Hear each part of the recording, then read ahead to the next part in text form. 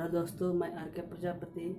मैं आपको अपने यूट्यूब चैनल इंद्रराज ट्यूटोरियल में आपका स्वागत करता हूं और आपको दीपावली और छठ पूजा की हार्दिक शुभकामनाएं देता हूं। आइए हम लोग देखते हैं फिजिक्स के जो क्वेश्चंस है जो 12th में पूछने वाले हैं।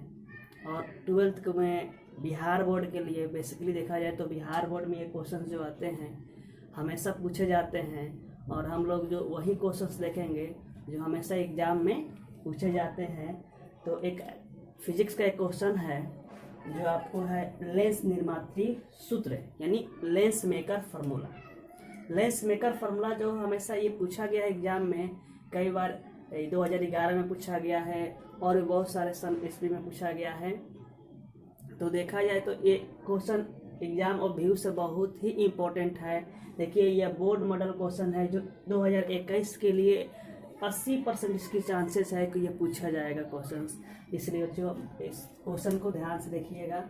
ये क्वेश्चन आपको अलग अलग तरह से पूछा जा सकता है। आपको डायरेक्ट दे सकता है लेंस निर्मात्री सूत्र क्या है, इसे स्थापित करें, या फिर ऐसा लिख सकता है कि 1/f equal to mu minus 1 into 1/r1 minus 1/r2 की स्थापना करें। तो इस तरह से क्वेश्चंस आपको पूछा जा सकता है। तो आइए हम क्वेश्चन को शुरू कर। लेंस है जो आपको कांच या किसी भी तरह के प्लास्टिक वगैरह से मटेरियल वस्तु है, मटेरियल है इसमें, और ये किसी न किसी मटेरियल से बना है। उस मटेरियल का अपवर्तनांक कितना है, μ2 है। अब इसके प्रधान अक्ष के एक बिंदु पर एक ऑब्जेक्ट रखा गया है जो O है, ठीक है। और इसका जब दो सतह होती है, लेंस की दो सतह होती है, तो दोनों सतह की वक्रता त्रिज्या अलग अलग हो सकती है। तो ये हमारा एक सतह हो गया, एक सतह ये हो गया। तो सबसे पहला सतह ये है, इसलिए इसका वक्रता केंद्र जो होगा इधर होगा, और ये सेकेंड है, इसका वक्रता केंद्र जो होगा इधर होगा, ठीक है। तो आइए हम इसमें देखते हैं।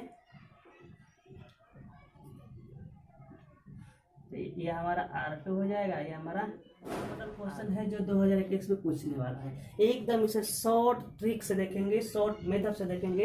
ये क्वेश्चंस को हम लोग क्लास में जब बनाते हैं तो लंबा 2 पेज में बनाते हैं, 2 से 3 पेज लग जाता है बनाने में। लेकिन ये हमको एग्जाम में किस तरह से लिखना है, शॉर्ट में लिखना है। आपको 5 नंबर या आपको एग्जाम में आना। यहाँ पे एक लेंस है, इस लेंस का 2 वक्रता त्रिज्या होती है, जिसका ये फर्स्ट सरफेस है, तो फर्स्ट सरफेस के लिए वक्रता त्रिज्या राइट में जाएगी, जिसका वक्रता त्रिज्या है R1, और सेकेंड सरफेस के लिए वक्रता त्रिज्या हो जाएगी R2 हो जाएगी। इसके प्रधान अक्ष पर एक बिंदु O है जहाँ पे एक बिंदुवत वस्तु रखी गई है। जैसे बोला ना, एक बिंदुवत वस्तु O से O पर रखी गई है, और यहाँ से जब चलने वाली किरणें जो है, O से चलने वाली किरणें लेंस के पहले सतह, यानी ये लेंस का पहला सतह है, इस लेंस के पहले सतह के L बिंदु पर आकर मिलता है। जब L बिंदु पर आकर मिलता है, यहाँ पे आकर के पड़ेगा, तो इसको निकल जाना चाहिए था इस M की दिशा में, ऐसे ऐसे ये इसको ऐसे निकल जाना चाहिए था। लेकिन यह लेंस के अंदर प्रवेश किया, तो लेंस के अंदर तो अलग माध्यम हो गया। इस माध्यम और यह माध्यम जो है ना, μ2 जो है, पहले माध्यम μ1 से ज्यादा क्या है, घना है। अपवर्तनांक उसकी ज्यादा है, इसलिए वो ज्यादा घना है, यानी प्रकाश की किरणें जो है विरल से सघन में जा रही है। तो यह अभिलंब से क्या होगी, झुक जाएगी। अभिलंब की क्या हो जाएगी, ये झुक जाएगी। तो अभिलंब की झुकेगी, यानी जा रही थी इधर, ये अभिलंब की झुक गई, तो क्या होगा, थोड़ा सा झुक गया, ये थोड़ा सा झुक गया, ये थोड़ा सा झुक गया, और दूसरे सतह के M बिंदु पर आ गए। तो यहाँ से L से लेकर के M तक का जो लाइन है, ये जो रेखा है, इस रेखा को अपवर्तित किरण बोलेंगे, यहाँ से लेकर यहाँ तक को आपतित बोलेंगे। ये अपवर्तित किरणें जब पीछे की ओर बढ़ाया गया ना, तो ये I' से आता हुआ प्रतीत हुआ, यानी फर्स्ट सरफेस ने इस वस्तु से आने वाली प्रकाश को कैसे कर दी, लग रहा कि I' से आ रही है। मतलब फर्स्ट सरफेस ने जो वस्तु का प्रतिबिंब बनाया वो कहाँ बनाया, आई डैश पर बनाया। इसलिए फर्स्ट सरफेस का वस्तु हो जाएगा O और प्रतिबिंब जो हो जाएगी आई डैश हो जाएगी। वहीं लिखा गया है कि जब L बिंदु पर पढ़कर अभिलंब की ओर झुक कर दूसरे सतह के M बिंदु से निकलती है। देखिए अब यहाँ से निकलेगी, जब यहाँ से निकलेगी तो यहाँ भी इसको ऐसे जाना चाहिए था, लेकिन यहाँ पे भी ऐसे जाना चाहिए, लेकिन यहाँ पे तो हवा हो गया या दूसरा माध्यम हो गया। ये माध्यम जो है तीसरा माध्यम है, इस माध्यम का अपवर्तनांक जो है अंदर वाले अपवर्तनांक लेंथ के अपवर्तनांक से कम है, तो यह विलंब से दूर भागेगा, इसलिए दूर भागा और जा करके राइट साइड में एक दूसरे बिंदु पर जा करके मिल गया। यहीं पे इसका वास्तविक प्रतिबिंब और अंतिम प्रतिबिंब बनता है। चलिए देखते हैं, यहाँ पे वही है। माना कि एक द्विउत्तर लेंस μ2 यानी एक उत्तर लेंस है जिसका अपवर्तनांक μ2 है, जिसका वक्रता त्रिज्या r1 और इधर वाला r1 कहलाएगा, इधर वाला r2 कहलाएगा। इसके दोनों ओर लेफ्ट में और राइट में, लेफ्ट में आपका μ1 और राइट में μ2 निरपेक्ष अपवर्तनांक वाले माध्यम रखा गया है। इसी को हमने शॉर्ट में लिखा है कि लेंस का अपवर्तनांक जो है पहले से ज़्यादा है, तीसरे से भी ज़्यादा है। अब यहाँ देखेंगे कि एक बिंदुवत वस्तु O से जो चलने वाली किरणें हैं लेंस के पहले सतह को L बिंदु पर पड़ती है, उसके बाद से अपवर्तित होकर M बिंदु पर जाती है और यहाँ से क्या होती है, बाहर निकलती है तो I बिंदु। अर्थात वस्तु पहले सरफेस के लिए वस्तु O है और इसके लिए प्रतिबिंब I डैश है। अब बताइए दूसरे सतह के लिए देखा जाए, दूसरे सतह के लिए जब LM से किरणें निकल करके I बिंदु पर आई तो बताइए दूसरे सतह पर कौन किरणें आई, तो L से M आपतित। तो ये आपतित किरणें हुई ना, तो ये कहाँ से आ रही है, I डैश से आती हुई प्रतीत होगी। यानी दूसरे लेंस के लिए वस्तु का कार्य यानी वस्तु I डैश पर है, तो वही है बोल रहा है कि ये दूसरे लेंस के लिए I पर मिलता, ये बोल रहा है कि I डैश काल्पनिक है, LM किरणें M से बाहर निकलकर अभिलंब से दूर भागता है और I पर मिलता है, जहां अंतिम प्रतिबिंब वास्तविक बनती है। तो यहाँ पे अंतिम प्रतिबिंब वास्तविक बनता है। चलिए यहाँ पे हम लोग एक फार्मूला होता है, उस फार्मूला का अप्लाई करके इसको बनाएंगे। और याद रखिएगा ये ऑब्जेक्ट है, तो इसकी जो दूरी है ये इसके प्रकाशीय केंद्र से इसकी दूरी U माना गया है, और ये जो काल्पनिक प्रतिबिंब बन रही है फर्स्ट सरफेस के लिए वो V डैश माना गया है। यहाँ से वास्तविक प्रतिबिंब जो अंतिम प्रतिबिंब बन रही है V माना गया है, और R यहाँ से यहाँ तक वक्रता त्रिज्या R1 है, यहाँ से यहाँ वक्रता त्रिज्या R2 माना गया है। यहाँ तक है, इसको यहीं तक रखा है, यहाँ तक है।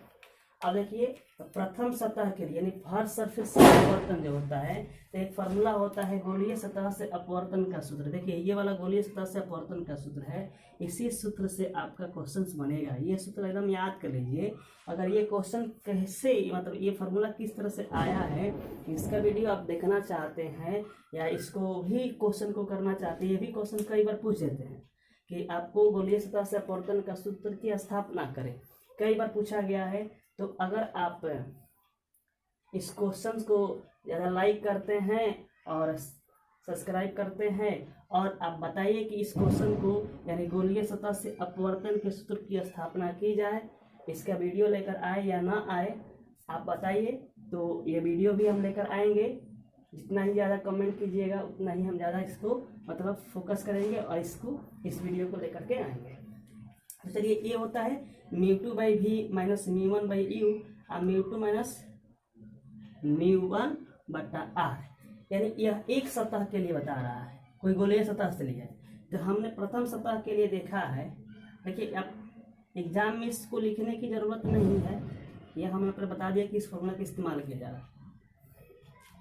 अब यहाँ देखा जाए फर्स्ट सरफेस से फर्स्ट सतह के लिए हम देखते हैं, तो देखिएगा सूत्र होता है μ2/v, यानी यहाँ पे फर्स्ट सरफेस सतह ये है, तो प्रथम माध्यम ये होगा, दूसरा माध्यम ये होगा। तो यहाँ सूत्र हो रहा है दूसरा माध्यम का अपवर्तनांक प्रतिबिंब, और दूसरा माध्यम का अपवर्तनांक μ2 है, और प्रतिबिंब कहाँ बन रहा है I डैश पर। I डैश में मतलब V डैश, क्या बन रहा है V डैश। तो V डैश का हमने लीजिए V डैश, और यहाँ माइनस का माइनस, μ1 है तो μ1 का अपर्तनांक इधर भी μ1 है तो μ1 ही रखेंगे। और वस्तु है, यहाँ पे होता है वस्तु, यहाँ वस्तु भी हमारा u है तो u लेंगे। अब यहाँ पे आता है गोलीय सतह का त्रिज्या। तो फर्स्ट सरफेस की त्रिज्या किधर होगी, ये फर्स्ट सरफेस की त्रिज्या अगर इसका गोला खींचा जाए तो इधर गोला होगा, तो इसका त्रिज्या यहाँ पे, इसका केंद्र यहाँ पे होगा, तो इसकी त्रिज्या यहाँ से लेकर के यहाँ तक होगी, जो हमने माना है कि r1 है। क्या है, r1, इसलिए हम यहाँ पे r1 दे दिए। उसी चीज़ को हमने यहाँ पे फिर एक बार लिख दिए हैं। ये हमारा फर्स्ट फार्मूला हो गया, ये हमारा फर्स्ट इक्वेशन हो गया। अब देखिए यहाँ पे बोल रहा है कि आई डैश से जो किरणें गई एम पर, अब एम से निकल रही है दूसरे पर। यहाँ आई डैश है ना, दूसरे पृष्ठ के लिए वस्तु का कार्य करेगा जिसका अंतिम प्रतिबिंब आई पर बनता है। पहले बता चुके हैं कि यहाँ से जो पहला सतह जो इमेज बना रहा है यहाँ पे, तो ये इमेज दूसरे सतह के लिए वस्तु का कार्य कर रहा है, और यहाँ से अंतिम प्रतिबिंब आई पर बन रहा है।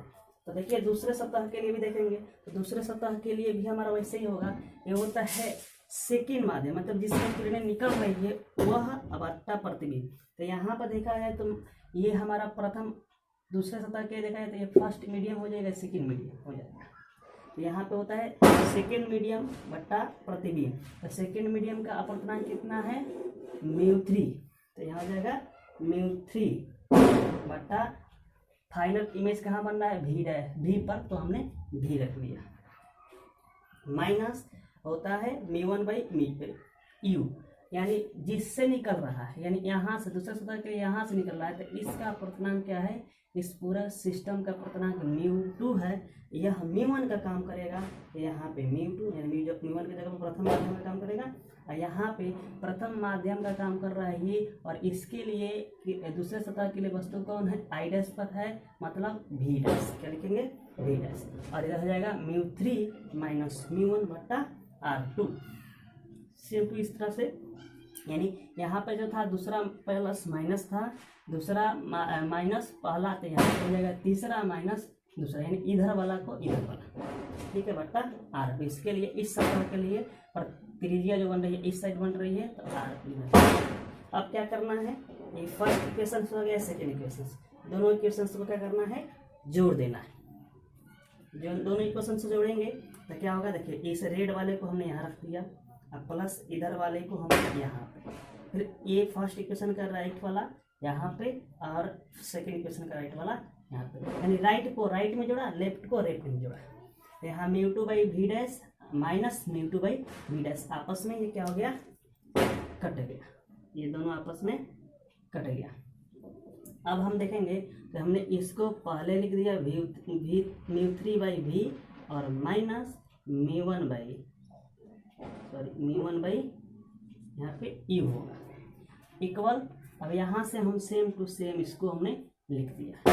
अब यहाँ पे ये भी हमारा लेंस से लेकर फार्मूला होगा, लेंस मेकर फार्मूला, ये भी हमारा लेंस मेकर फार्मूला है। पर क्या है, ये जो है अगर लेंस के पहले माध्यम अलग हो, लेंस का दूसरा माध्यम अलग हो, इसीलिए इसका फार्मूला इस्तेमाल करेंगे। तो कंडीशन लगाता है, शर्त लगाता है कि लेंस हवा में रखा हो या पानी में रखा हो या किसी चीज़ में रखा हो, यानी लेंस के दोनों तरफ का माध्यम जो हो एक ही हो, एक समान हो, तब के लिए क्या किया जाता है, यदि लेंस के दोनों तरफ के माध्यम समान हो तथा निर्वात या वायु हो, अगर दोनों तरफ हवा हो तो हवा के लिए दोनों तरफ का माध्यम सेम होगा, तो μ1 और μ2 का मान क्या हो जाएगा, 1 होगा। ये हवा के लिए अपवर्तनांक 1 होता है, चाहे निर्वात के लिए, इसलिए μ1 जगह पर और μ2 की जगह पर हम क्या भरेंगे, 1 भरेंगे। और दूसरा बोल रहा है कि लेंस का निरपेक्ष अपवर्तनांक μ2 बराबर, ये जो लेंस का अपवर्तनांक है इसको हमने क्या मान लिया कि म्यू है।